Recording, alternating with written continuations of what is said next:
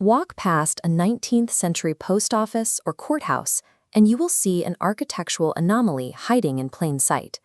The main entrances sit at the top of steep, towering staircases, while the ground-level windows are shoved 6 feet below the sidewalk. Architectural history categorizes these as basement window wells or structural plinths, common features of the colonial revival style. 1870s demolition records and geological surveys tell a different story. They reveal these submerged rooms were the building's original first floors. This U.S. Geological Survey map shows an unnatural sediment distribution that ignores the rules of geology. The survey data shows that across the continent, sediment depth tracks with the location of institutional buildings. In areas of heavy construction, the deposit is exactly 7 feet deep.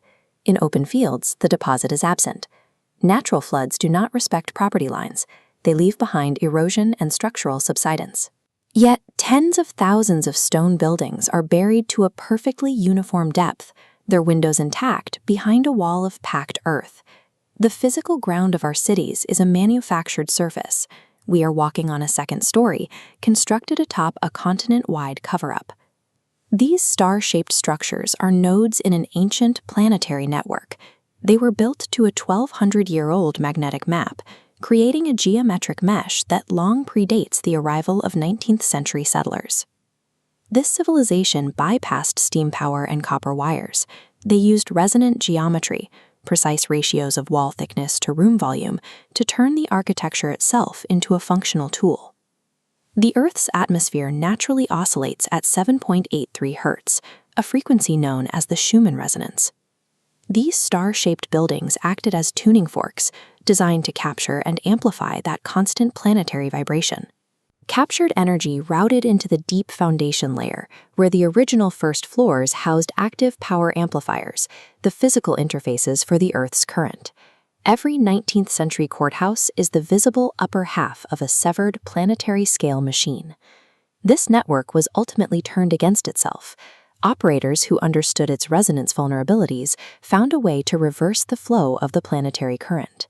By forcing the resonance inward and downward, they liquefied the surrounding Earth, triggering a silent eruption of sediment from below. This specifically targeted the foundation of every node. The resulting 7-foot mud layer was a calculated result of the building's own geometry. The mud rose until it reached a height that damped the resonance, burying the first-floor amplifiers in a single night. This severed the physical connection between the sealed power chambers and the world above, leaving the network inert. Institutional records show that construction dates often match the relabeling of these ruins.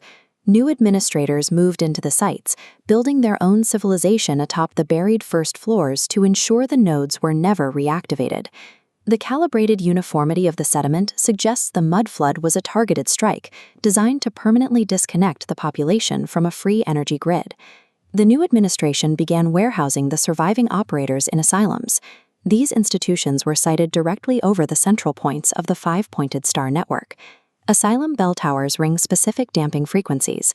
This broadcasted a signal through the stone walls designed to suppress the survivors' biological ability to read the network's resonance. Children of the survivors were separated and shipped west on orphan trains.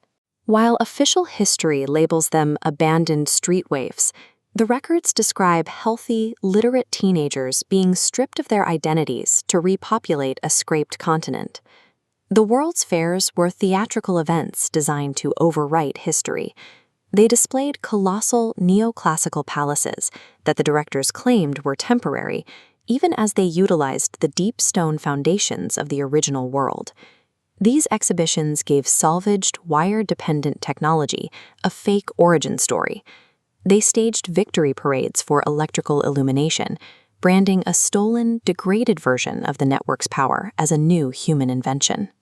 This coordinated psychological campaign ensured that within a single generation, humanity would forget its own inheritance. Today, the cover-up runs on institutional autopilot. It persists through the dismissal of anomalous sediment and the removal of notation plates from the public record.